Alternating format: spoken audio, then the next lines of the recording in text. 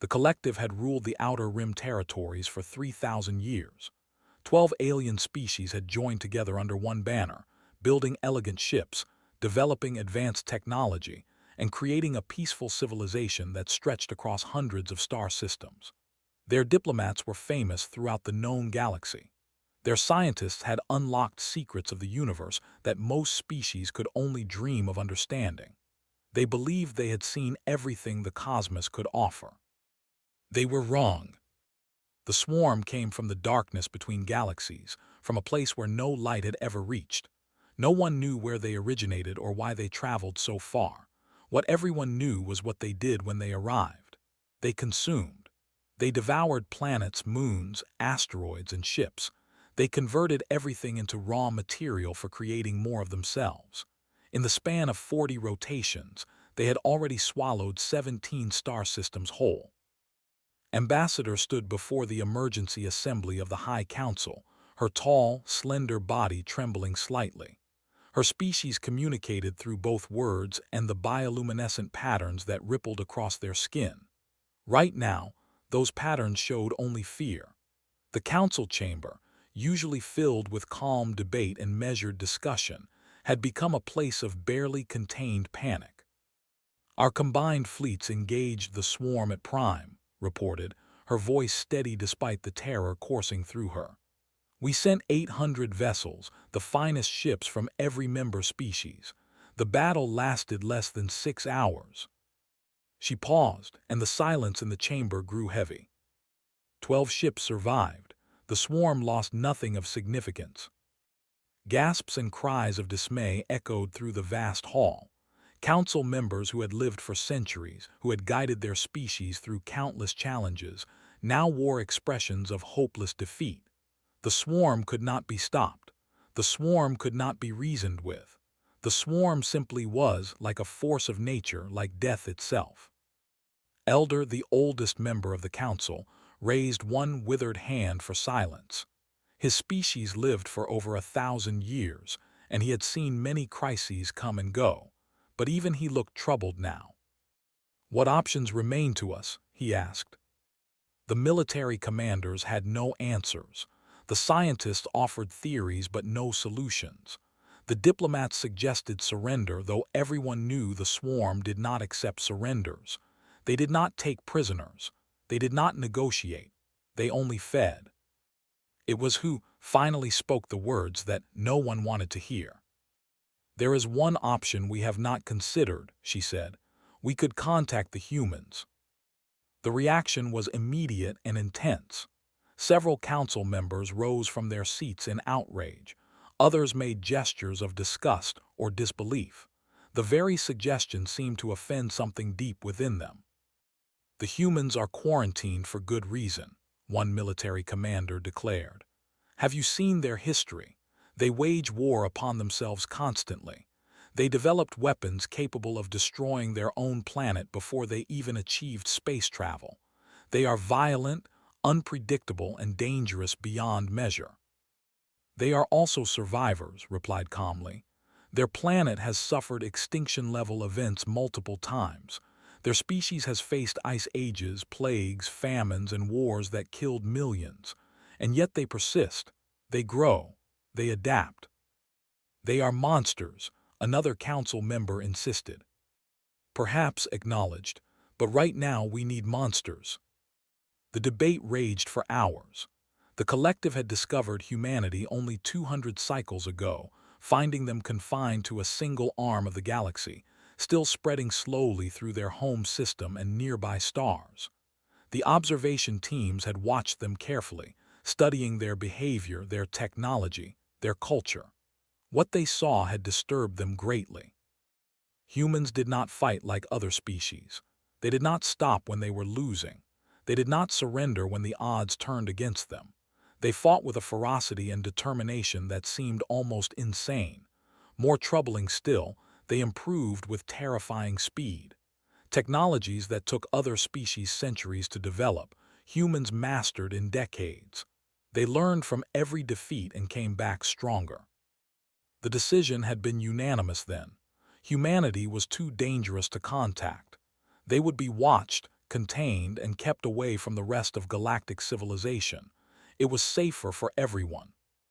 But safety was no longer an option. The swarm was coming, and nothing the collective had could stop it. In the end, the vote was close, but the motion passed.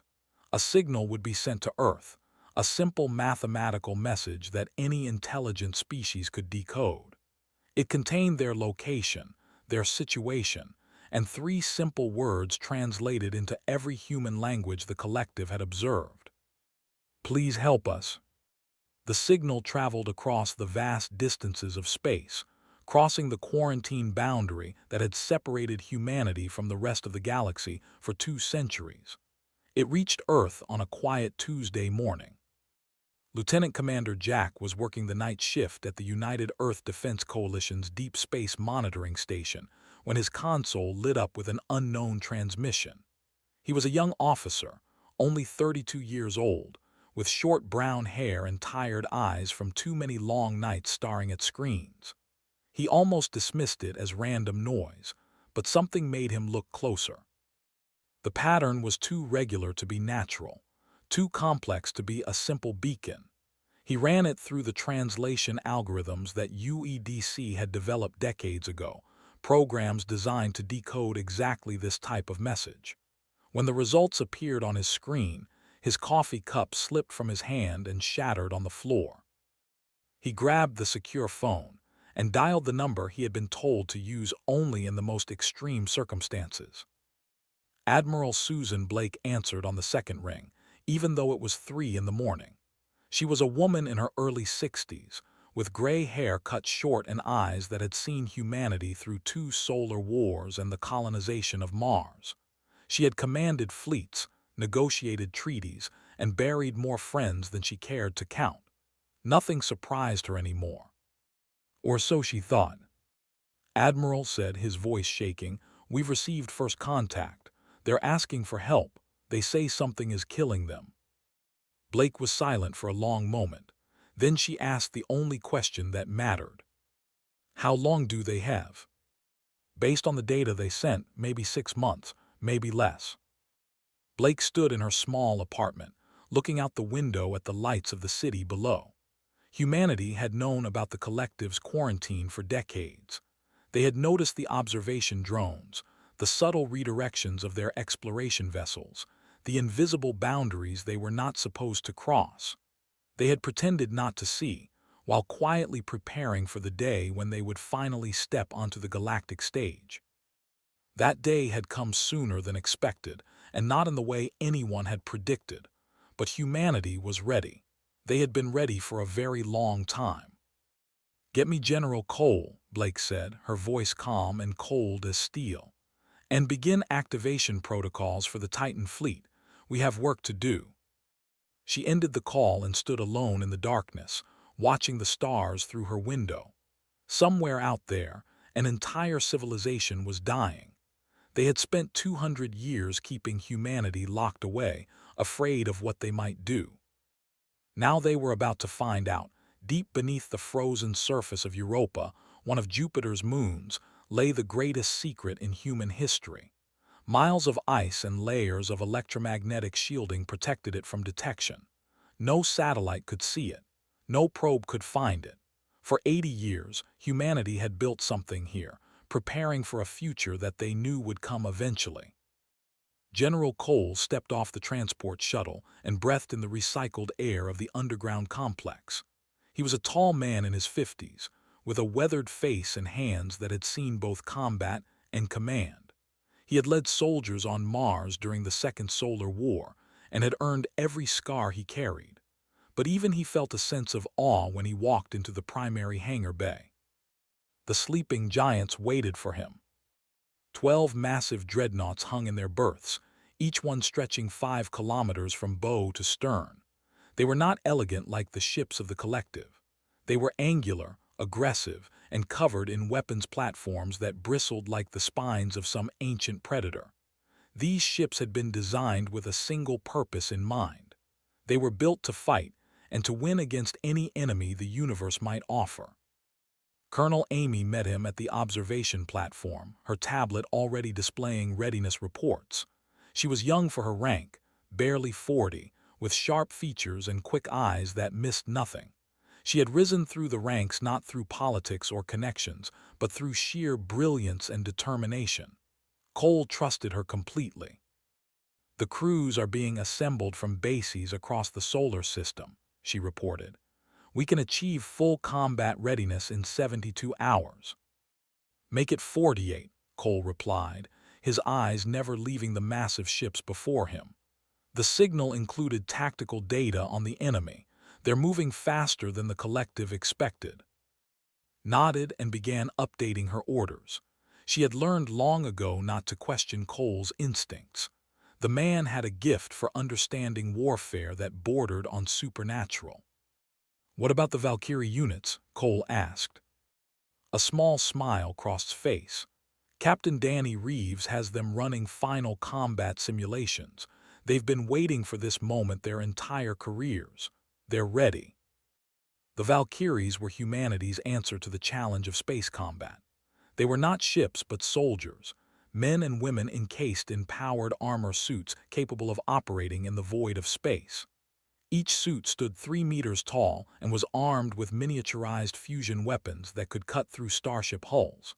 Neural links connected the pilots directly to their weapons systems, allowing them to react at the speed of thought.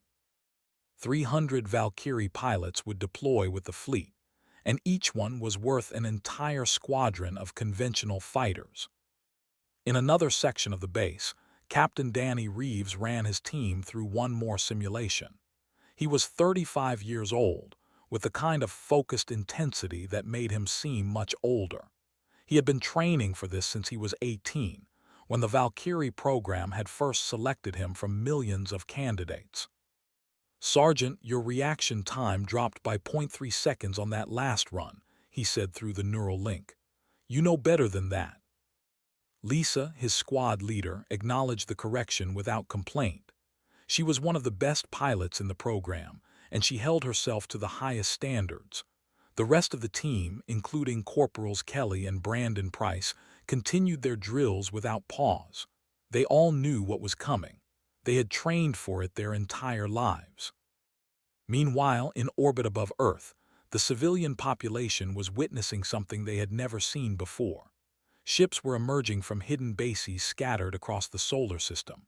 They rose from the depths of Europa, launched from concealed hangars on Mars, and descended from stations hidden in the asteroid belt. Hundreds of vessels, each one larger and more powerful than anything publicly known, gathered in formation around Earth. The news networks scrambled to explain what was happening. Government officials remained silent. Social media exploded with theories and speculation. Some people panicked. Others celebrated. Most simply watched in stunned amazement. Admiral Susan Blake addressed the planet in a broadcast that reached every screen on Earth and every human colony in the solar system. She stood on the bridge of the flagship Harbinger, the largest of the dreadnoughts, wearing the dress uniform of the United Earth Defense Coalition. "For generations," she began, her voice calm and steady, "we have looked up at the stars and wondered if we were alone in the universe. The truth is that we were never alone. Other civilizations have watched us from afar, keeping their distance, uncertain of what we might become. Today, those who watched us have called out for help. Something is threatening their existence, something they cannot fight alone." She paused, letting her words sink in. "Humanity has a choice to make. We could ignore their call. We could stay here safe within our borders and let others face this threat alone. That would be the cautious choice, the safe choice." Her eyes hardened. "It is not the human choice. When someone cries out for help, we answer. That is who we are. That is who we have always been." The response from humanity was immediate and overwhelming. Recruitment centers that had been quiet for years suddenly overflowed with volunteers. Factories that had been dormant roared back to life. Scientists, engineers, doctors, and soldiers all stepped forward, offering whatever skills they had. For all its divisions, for all its conflicts and disagreements, humanity came together with a speed and unity that would have terrified the collective if they had witnessed it. Within 3 weeks, the Titan fleet was ready to depart. 12 dreadnoughts formed the core of the armada. 17 support carriers accompanied them, each one loaded with fighter craft and supplies. Over 4,000 smaller vessels filled out the formation, ranging from heavy cruisers to fast attack ships. It was the largest military force humanity had ever assembled, and it was heading into the unknown. The fleet used fold space technology to travel, a method of faster-than-light movement that humanity had developed independently over decades of secret research. Where collective ships would take months to cross the vast distances between star systems, human vessels could do it in days. This alone would have shocked the collective scientists, who believed such travel speeds were theoretically impossible. Admiral Blake stood on the bridge of the Harbinger as the fold space drives activated. Through the viewports, the stars stretched and twisted, then vanished entirely as the ship slipped between the folds of space itself. Around her, her crew worked with quiet efficiency, each person focused on their tasks. General Cole's voice came through the command channel from his own ship. Fleet status is green across all vessels. All hands report ready for combat operations. Acknowledged, General, Blake replied. Estimated arrival at space in 4 days. Make sure everyone gets some rest. I have a feeling we're going to need it. She turned back to the swirling void outside her window. Somewhere ahead, an alien civilization was facing extinction. They had kept humanity caged for 2 centuries, afraid of what they might do if set loose upon the galaxy. Now they had opened that cage themselves and asked the humans to come out. They were about to learn exactly what they had been so afraid of. Commander had served at the Nexus Defense Station for 30 years. He had seen merchant fleets pass through, diplomatic convoys arrive and depart, and the occasional pirate vessel trying to slip past the sensors. He thought he had seen everything that space could offer. He was about to discover how wrong he was.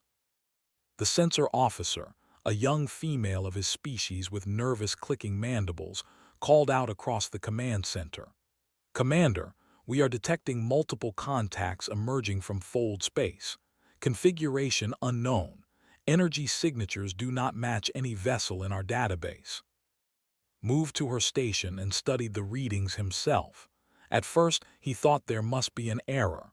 The numbers simply could not be correct. How many ships? He asked. Still counting, Commander. At least 30 large vessels, hundreds of smaller craft. But, sir, the readings on the primary contacts are impossible. Explain. The sensor officer swallowed hard. The largest vessels appear to be approximately 5 times the mass of our grand cruisers. Felt his twin hearts skip a beat. The grand cruisers were the largest ships the collective had ever constructed. They were considered the absolute limit of what was possible, the peak of engineering achievement. Each one had taken decades to build and represented the combined effort of multiple species. And these newcomers had vessels 5 times larger. The human fleet emerged from fold space in perfect formation, a wall of dark angular ships that seemed to swallow the starlight around them. They moved with a precision that spoke of countless hours of drilling and practice. At the center of the formation flew the flagship Harbinger, so massive that it made the defense station look like a child's toy. Ambassador had traveled to Nexus specifically to meet the humans. She had argued for contacting them, and she felt responsible for whatever came next. She stood in the station's observation deck, watching the human fleet arrange itself in a protective formation around the station. Fear colors rippled across her skin despite her best efforts to control them. A communication signal cut through the silence. Collective, this is Admiral Susan Blake of the United Earth Defense Coalition. We received your distress call. We are here to help.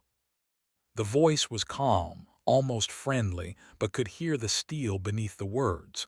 This was not a woman who made empty promises. This was a woman who had come to fight. Admiral Blake responded, forcing her voice to remain steady. We are grateful beyond words for your response, but I must ask something. We sent our message only 23 rotations ago. How did you arrive so quickly?" There was a brief pause before Blake replied. "We have been ready for a long time, Ambassador. Your quarantine was never as secret as you believed. We knew we were being watched. We prepared accordingly." The implications of that statement fell over the command center like a heavy blanket. Humanity had known. They had known about the observation drones, the containment protocols, the secret discussions about keeping them isolated from the rest of the galaxy. And instead of being angry, instead of demanding explanations or seeking revenge, they had simply prepared, quietly, patiently, for 200 years. General Cole's voice came through on a tactical channel. "Admiral, we're receiving data on swarm positions from the collective network. They've taken the Meridian cluster. That puts them within striking distance of 4 more populated systems." "How long until they reach the nearest civilian population?" Blake asked. 11 days at their current rate of advance." Blake made her decision without hesitation. "Ambassador, we need to coordinate our forces immediately. I'm requesting full access to your tactical networks and fleet deployment data. In exchange, we'll share the specifications for our defensive shield systems. They should be adaptable to your vessels." Hesitated.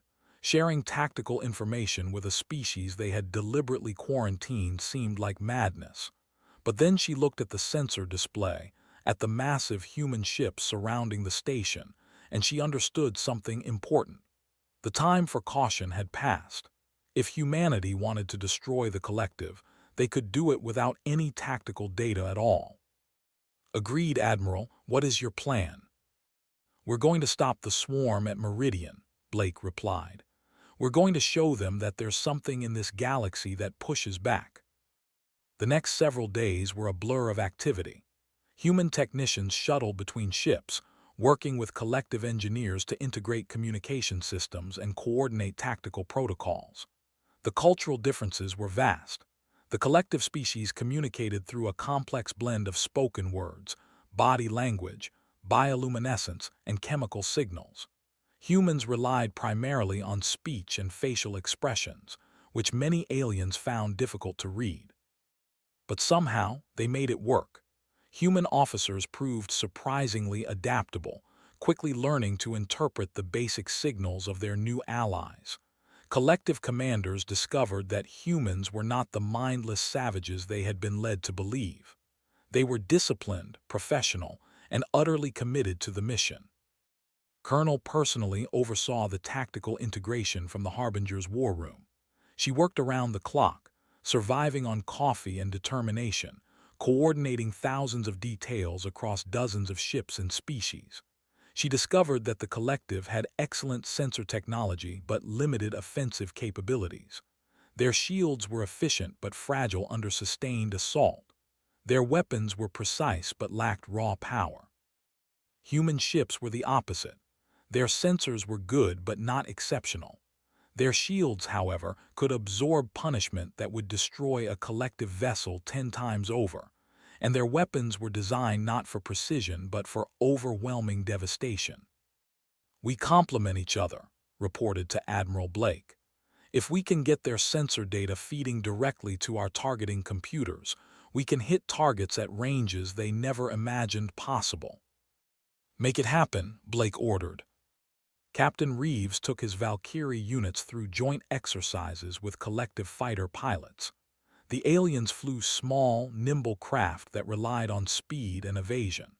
They were shocked to see the Valkyries operating in open space without any ship at all, just armored figures dancing through the void like deadly ghosts. "They think we're insane," Sergeant Lisa observed during a break in training. "They're not wrong," Reeves replied with a thin smile. "But sometimes insane is exactly what you need." On the evening before the fleet departed for Meridian, Ambassador requested a private meeting with Admiral Blake. They met in a small observation room aboard the Harbinger, with nothing but a viewport full of stars between them. "Admiral," said quietly, "I must confess something. When the Council voted to send the distress call, many believed we were making a terrible mistake. They thought you would come as conquerors, that you would use our weakness to enslave or destroy us." Blake considered this for a moment. "And what do you believe now?" Skin flickered with colors that Blake could not interpret. "I believe that we misjudged your species completely. I believe that keeping you quarantined was perhaps the greatest error in our history." "Perhaps," Blake acknowledged, "but that's a conversation for after the war. Right now, we have people to save." She turned back to the stars and saw something in her eyes that she had never seen in any alien species. It was not just determination or courage. It was something deeper, something almost frightening. It was the look of a predator that had finally been set loose upon its prey. The swarm had consumed countless worlds across countless galaxies. They had no language, no culture, no individual thought. They were a single vast hunger given form, a biological machine designed for one purpose only. They devoured everything they touched and used the raw materials to create more of themselves. No species had ever stopped them. No fleet had ever done more than slow their advance. They were inevitable, like entropy itself. The human fleet emerged from fold space at the edge of the Meridian cluster and found the swarm already feeding. The remains of a collective defense force drifted among the debris, perhaps 200 ships reduced to scattered wreckage and frozen corpses. The battle had lasted less than a day. The defenders had died bravely, but their bravery had meant nothing against the endless tide of swarm vessels. Admiral Blake studied the tactical display, her face revealing nothing. The swarm ships numbered in the millions, a writhing mass of organic vessels that seemed to pulse with horrible life. They ranged in size from small fighters no larger than a human to massive carrier organisms that stretched several kilometers long. All of them were ugly, asymmetric, and utterly alien. "All hands battle stations," Blake announced over the fleet-wide channel. "Fighter wings prepare for launch. Valkyrie units, you are cleared for deployment." Colonel coordinated the tactical display from her station beside the Admiral. Her voice was calm despite the terrifying numbers on her screen. "Admiral, sensor count estimates approximately 3 million swarm vessels in the immediate area. Additional contacts are emerging from the inner system." "Numbers aren't everything, Colonel," Blake replied. "Weapons prepare main batteries, target the largest concentrations." The Harbinger's primary weapons were not like anything the Collective had ever developed. Where alien species had refined energy weapons over, creating elegant beams of focused power, humanity had taken a different approach. Human weapons were brutal, inefficient by alien standards, and designed with a single philosophy in mind. If the enemy is still standing, you have not used enough firepower. The Harbinger's main batteries fired. The effect was immediate and devastating. Where the energy beam struck, swarm vessels simply ceased to exist. Not damaged, not disabled. Vaporized. A corridor of death carved through the enemy formation, destroying thousands of vessels in a single shot. Across the fleet, every human dreadnought fired at once, and the darkness of space lit up with destruction. The swarm recoiled. For the first time in their ancient existence, they had encountered something that hurt them. Captain Danny Reeves led the Valkyrie units into the chaos. His neural link fed targeting data directly to his weapon systems, allowing him to react faster than conscious thought. Around him, 300 armored figures spread out in attack formation, their fusion lances already glowing with contained power. "All units, watch your spacing," Reeves commanded through the neural network. "Sergeant, take your squad to intercept that cluster forming on our starboard flank." "Copy that, Captain," Lisa replied, and her squad broke away in perfect synchronization. The Valkyries carved through swarm fighters like wolves among sheep. Where the organic vessels were fast and numerous, the human pilots were faster and more lethal. Each Valkyrie was a one-person army, capable of destroying dozens of enemies before needing to resupply. Reeves himself had lost count of his kills within the first 10 minutes. But the swarm was learning. They always learned. The organic vessels began to adapt, changing their attack patterns, coordinating in ways they had not before. They stopped coming in scattered waves and started focusing their attacks on individual Valkyries, trying to overwhelm them through sheer numbers. "Captain, I've got heavy contact on my position," Corporal Kelly reported, his voice tight with controlled fear. "Request backup." "Brandon, support Kelly," Reeves ordered. "Everyone else maintain formation." Corporal Brandon Price dove toward his squad mate, his fusion lance cutting a path through the enemy swarm. Together, the two pilots fought back to back, their weapons creating a sphere of destruction that nothing could penetrate. Meanwhile, the capital ships continued their devastating assault. The human dreadnoughts advanced in a wedge formation, their shields absorbing everything the swarm threw at them. Where collective shields would have failed under such pressure, human barriers held firm, glowing bright with redirected energy but never breaking. General Cole commanded the ground assault from his position aboard the carrier Independence. The swarm had already begun consuming the colony world of Meridian IV, and there were still civilians trapped on the surface. Cole was not about to leave them behind. "Lieutenant Harrison, your Marines are cleared for drop," he ordered. "Establish a perimeter around the civilian shelters. Hold until evacuation is complete." Lieutenant Harrison was a young man from Texas who had joined the Marines straight out of high school. He had trained for years, fought in smaller conflicts across the solar system, and waited his entire career for a mission that truly mattered. This was that mission. "Copy that, General. We won't let you down." The drop pods fell through the atmosphere like meteors, carrying 500 Marines in full combat armor. They hit the ground hard, immediately forming defensive positions around the largest cluster of civilian shelters. The swarm ground forces were already there, horrible creatures that looked like insects made of nightmares. "Contact front," Harrison called out. "All units weapons free." The Marines opened fire with everything they had. Plasma rifles cut down the first wave of creatures. Grenades exploded among the charging masses. Heavy weapons teams set up automated turrets that tracked and destroyed anything that moved toward the perimeter. Inside the shelters, 12,000 civilians huddled in terror. They had watched their defenders fall. They had seen their world begin to die. They had accepted that the end had come.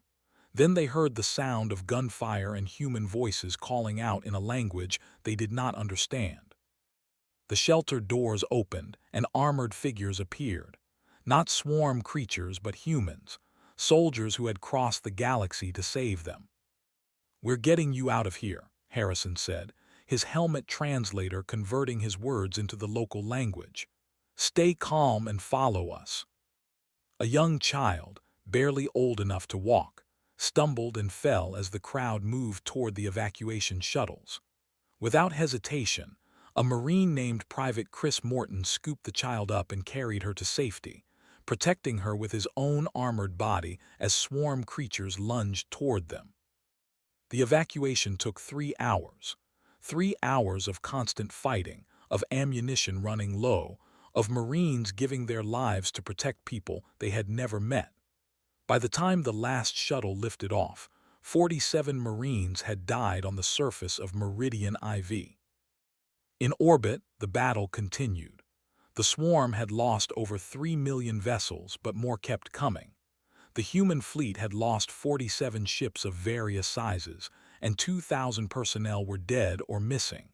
It was a terrible cost, but it was nothing compared to what the swarm had suffered. Finally, after 6 hours of continuous combat, the swarm began to retreat. They pulled back from the Meridian cluster, leaving behind a debris field so vast it would take years to clear. They had never retreated before. They had never had reason to. Admiral Blake watched them go, her face showing the weariness that 6 hours of command had brought. She allowed herself one moment to grieve for the people she had lost. Then she turned to her communications officer. "Get me a channel to the Collective High Council," she ordered. "Tell them Meridian is secure." She paused, and a small, grim smile crossed her face. "And tell them we're just getting started." News of the Battle of Meridian spread across collective space faster than any ship could travel. Within days, every species in the Alliance knew what had happened. The quarantined primitives, the dangerous savages they had kept isolated for 2 centuries, had done something impossible. They had stopped the swarm. Ambassador returned to the High Council with recordings of the battle. The council members watched in stunned silence as human dreadnoughts carved through enemy formations that would have destroyed their own fleets. They saw Valkyrie pilots dancing through the void, destroying dozens of enemies for every human lost. They witnessed Marines dying on the surface of Meridian IV to protect civilians who were not even their own species. "They came when we called," told the council, her bioluminescent patterns showing colors of wonder and hope. "They fought for people they had never met. They bled for us. They died for us. And when I asked Admiral Blake what humanity wanted in return, she said only one thing." The council waited in breathless anticipation. She said they wanted to take their place among the stars, not as conquerors or subjects, but as equals. The reaction was immediate and conflicted.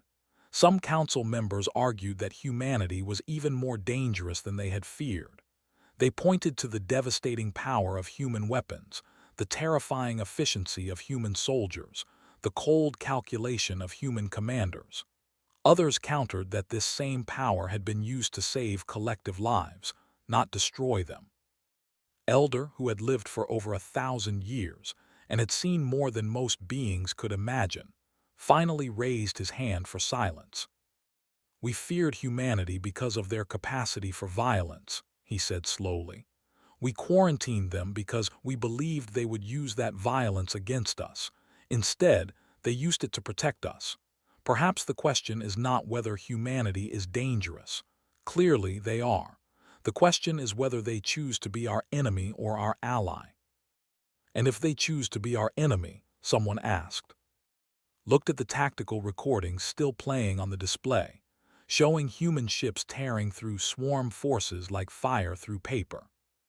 "Then we should be very grateful that today they chose otherwise." The Swarm War, as historians would later name it, continued for another 3 years. Humanity did not simply defend collective territory. They went on the offensive, pushing the swarm back system by system, world by world. Human commanders trained collective crews in new tactics. Human engineers helped upgrade alien vessels with improved shields and weapons. Human diplomats worked to coordinate the efforts of 12 different species who had never truly fought together before. General Cole led the campaign with relentless determination. He drove his forces hard, but he never asked them to do anything he would not do himself. When the assault on the origin point finally came, he was on the front lines, commanding from a forward base rather than the safety of a distant flagship. The origin point was discovered in the void between galaxies, a massive biological construct that served as the swarm's central hive. It had existed for millions of years, sending out waves of swarm vessels to consume galaxy after galaxy. Destroying it would end the threat forever. Captain Reeves led the Valkyrie assault on the construct's outer defenses. His pilots had become legends over the 3 years of war, their exploits inspiring songs and stories across collective space. But this mission was different. This was the final battle, and everyone knew it. "All units stay tight," Reeves commanded as they approached the massive structure. "We need to create an opening for the heavy bombers. Once we breach the outer shell, nothing stops until the core is destroyed." Sargent fought beside him, as she had in every major engagement. Her Valkyrie had been repaired and rebuilt so many times that almost nothing original remained, but she refused to use a replacement. She said it had become part of her. The battle for the origin point lasted 18 hours. Swarm defenders threw everything they had at the attackers, fighting with desperate ferocity to protect their heart. Human and collective forces pushed through together, their combined strengths creating something neither could have achieved alone. Colonel coordinated the final assault from the Harbinger, directing thousands of units across a battlefield that stretched for hundreds of kilometers. She had not slept in 2 days, but her mind remained sharp, her orders precise. When the core was finally breached, it was a human bomber pilot named Tors who delivered the killing blow. Her ship carried a weapon designed specifically for this moment, a fusion device so powerful that it had never been tested at full yield. She flew straight into the heart of the construct and triggered the detonation. The origin point died in a flash of light so bright it was visible from neighboring galaxies. The swarm vessels across the universe, suddenly cut off from their guiding intelligence, went dormant and drifted. The war was over. The celebration that followed lasted for weeks. On hundreds of worlds, collective species danced and sang and wept with relief. Statues were raised to honor the human soldiers who had given their lives. Streets were renamed after human commanders. Children were taught human words and human songs. The collective formally dissolved, reformed as the Galactic Alliance with humanity as a founding member. The quarantine protocols were not merely abandoned but publicly apologized for. Elder personally addressed humanity's representatives, acknowledging that fear had made them blind to the possibility of friendship. Human ambassadors were welcomed on every world. Human traders appeared in every port. Human ideas spread through cultures that had remained stagnant for. Suddenly, everything seemed possible. The galaxy was changing, growing, evolving in ways no one had predicted. Admiral Susan Blake, now in her 70s and finally considering retirement, gave her last official address from the bridge of the Harbinger. The ship had become a symbol of human strength and sacrifice, and millions across the galaxy watched her broadcast. 3 years ago, she began, her voice slightly rougher than it had been but no less commanding. Someone called out across the stars, asking for help. They did not know if anyone would answer. They did not know if they deserved an answer after spending so long keeping us locked away. But they called anyway because they had no other choice. She paused, looking at the crew around her. Many of them had served with her since the beginning. They had lost friends and found family in the crucible of war. We answered, she continued, not because we were obligated to, not because we wanted something in return. We answered because that is what humans do. When someone needs help, we show up. When the odds seem impossible, we find a way. When the galaxy shakes, we are the ones doing the shaking. A small smile crossed her weathered face. They called us dangerous. They were right. They called us unpredictable. They were right about that too.